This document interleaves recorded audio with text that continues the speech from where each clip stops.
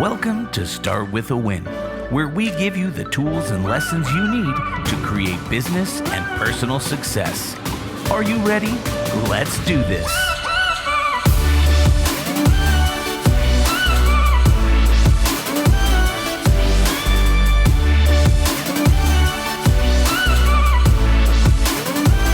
And coming to you from top of the 12th floor RE/MAX World Headquarters in Denver, Colorado, it's Adam Contos, CEO of RE/MAX with Start With a Win. How you doing, producer Mark? I'm doing so good. I like being here in person, it's nice. I know, and we even have social media manager Kayla That's right. in the house. She's in the house. She's sitting across the table from me. Get your camera back here. There you go. Well, cool. So yeah, we're in studio. We're in studio, and we have an awesome guest. We do. Today Yeah, with us. we have Tom Rath with us. Tom, welcome to Start With a Win. Thanks so much. It's fun to be with you today. Oh, right on, Tom. Thanks for being here. I mean, it's to have a legend in the personal development and business development space on the show is a complete honor. So thank you for being here, and we really appreciate all that you do to help people perform at a higher level. So thank you. So I want to jump right into books, though. So, I mean, you have a new book, Life's Great Question, shares how people can redirect their efforts toward meaningful contributions over a lifetime. And this is really, I think, an important thing for a lot of people, especially in today's society. We want to make a difference. So why was it that important for you to write? And why was now the right time? I've spent most of my time in my career kind of trying to pack a whole lifetime of contribution to the world into as short a span as possible because of a real rare genetic mutation I've battled that causes cancer in the brain and spine and kidneys and pancreas. And so I've battled cancers in all those areas. And I found out about that when I was 16 and I'm now 45. So I've kind of beat the over-under on that, which is great. And along the way, I've woken up each day and asked myself a kind of simple question about what could I do today that will continue to grow and contribute to people I care about in my community in my absence. And that's something that can be really practical. So it might be as simple as last night helping my son, who's 10, work on a math problem that he can grasp and develop on a month from now or a couple months from now. Or it could be working on a book or a more substantive long-term project as well. But what I've learned over the years is that as long as I'm spending a little bit of time in my day, it doesn't have to be the whole day because we all have to do stuff we're not thrilled with. But if I can spend a little bit of time making a contribution like that, you can essentially accumulate those over time, and it makes your work a lot more meaningful, and it helps you to do more of that work. And while I was thinking about this and trying to put together kind of a template in a way that people could build on that over time, I was struck by one of my favorite quotes from Dr. Martin Luther King Jr., who said that life's most persistent and urgent question is, what are you doing for others? And what I've learned in the process of asking myself that question every day is that it's a good daily reminder to essentially prioritize what you do so you don't get caught in that vacuum of just responding to all the stuff flying at you in a given day instead of doing something that matters for another person. And so that's where my original work on this book and project started 3 or 4 years ago. And then, as the pandemic hit, I realized that all of a sudden, almost everyone was taking a look in the mirror and saying, is what I do really important?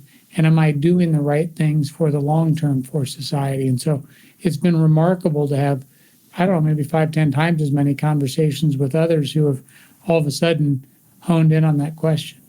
You're 100% correct on everything. It's unfortunate that we only hear a lot of times that Dr. Martin Luther King Jr. quote once a year. I mean, it's sad, really, but we've also kind of had this awakening with COVID when it comes to how much am I caring for other people and in turn myself with well-being. So let me ask you this, Tom. All those things coming together here. We got into this pre-COVID. Let's just face it. We got into this grind mentality in society of results. People stepping on each other, people crushing each other, things like that. And then we had kind of a feeling of mortality and oh my gosh. And I mean, you talk about you've lived your entire life this way based upon your awareness. When you're 16. So why did we flip that switch in society to become more aware of caring for others and how caring for others creates a greater purpose for us, and still we get results in society? Why did that happen? From my vantage point, having that reminder of mortality closer to the front of your dashboard is a very powerful force for good. I've seen time and time again people who have packed more life into the first 10 years of their career than some people managed to in 50 or 60 years of a career, when they just kind of sat back and let everything fly at them and responded. So I think the pandemic's given us a little sense of urgency that could be really good. It's also helped a lot of us to step back and evaluate our functional daily routine, where the way we worked on a daily basis was mostly a relic of an industrial era where work's just really bad for people's well-being. I've spent the last 10 years studying well-being all around the world, and most people just have a dysfunctional relationship with their work. I mean, a lot of us get to do things we enjoy every day, but most people don't. And I think we're in the process of a big upheaval in fixing that, at least from what I've seen here in the States. It's interesting you say that. I mean, that really leads me into my next question of how do we make the changes we need to make in our daily lives when it comes to going from this damage that, traditional, that you talk about, that, the relic of kind of, the bygone, industrial era, things of that nature, of how it was, and I picture a steel worker or a coal miner or somebody who's just absolutely punishing themselves to death in their business, and then the day it comes to retire, they're dead. And it's sad when you think about that, because you've got, your learning, your earning, and your yearning years, and we don't get to use our yearning years if we kill them in the earlier two brackets. So how do we make the changes that we need to in our daily lives in order to, first of all, enjoy our work, and also live a more fruitful life going forward, where we enjoy ourselves, where we're happy and we're accomplished?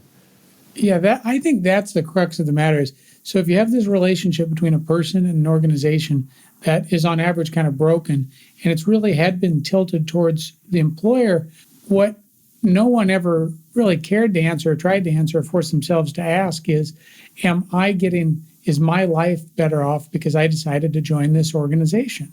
I would challenge each individual to step back and say, in their own lives, are they better husbands? Are they better parents? Are they better friends? Are they more involved in their community? Is their physical health better because of the organization that they work for today? And if not, would it be better off if you were doing something else? And all right, so let me put a bow on that thought here with this question. How important is it for people in positions of leadership to take care of themselves so that everybody else can see that and, obviously influence those around them, but also ensure that their employees are doing the same? Frankly, I think that when my people walk in and they're happy, healthy, engaged in their personal lives, they're going to be awesome at the office. So, I mean, what do you think? It's a perfect question, because it's the whole ball of wax in my difficult experience. I mean, I've spent 10 years literally hitting my head against walls with big employers, because they have these companies have tens of millions of dollars in their budgets in their HR departments for employee wellness programs, and they're spending all this money saying, go to our benefits program and do X, Y, and Z, and we want you to be healthier. And then the leaders of those same organizations that are spending tens of millions of dollars sit there and work around the clock. They're the ones sending emails at 10 p.m. They're the ones expecting people to be always on. And then they sit there and say, why are these programs not working? And what I've realized the hard way is, if leaders are not good role models and examples, they may do more harm than good spending millions of dollars on health and well-being programs. I would just scrap them all. Because when employees or managers see the people they look to as leaders who are eating over their keyboard every day and not taking time to get out and not moving around and not valuing sleep and not talking about these things, no one in the organization even feels like they have the permission to take care of themselves or their own health.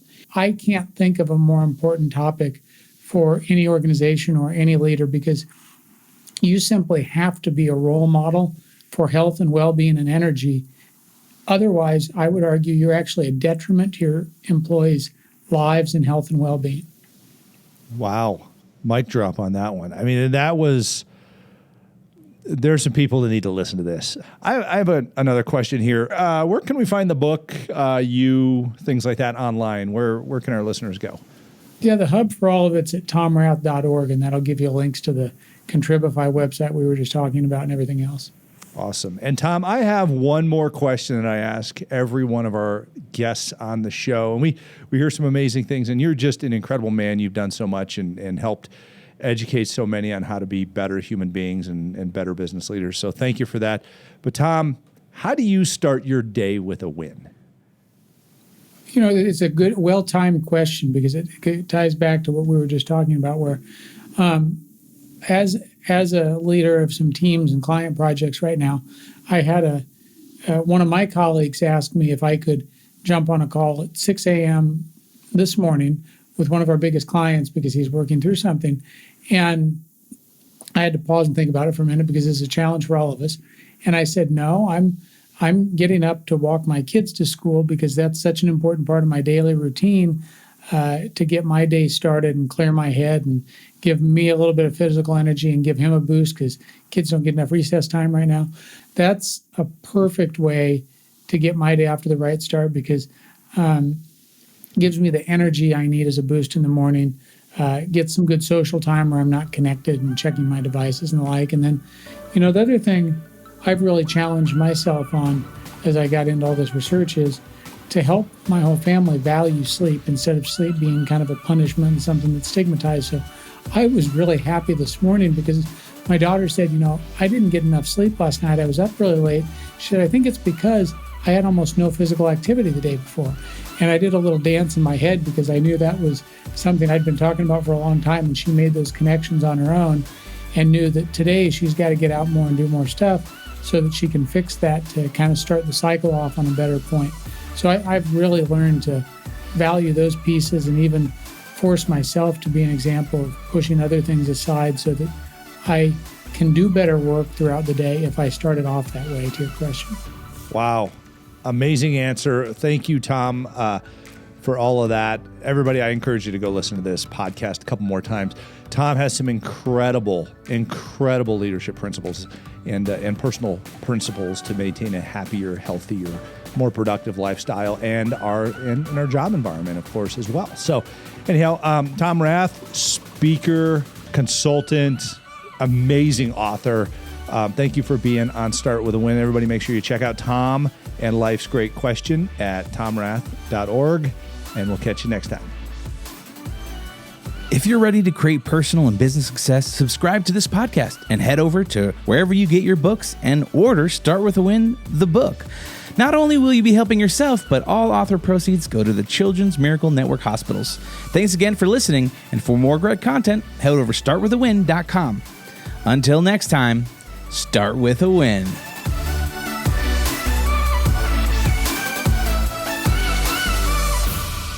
Awesome. All right.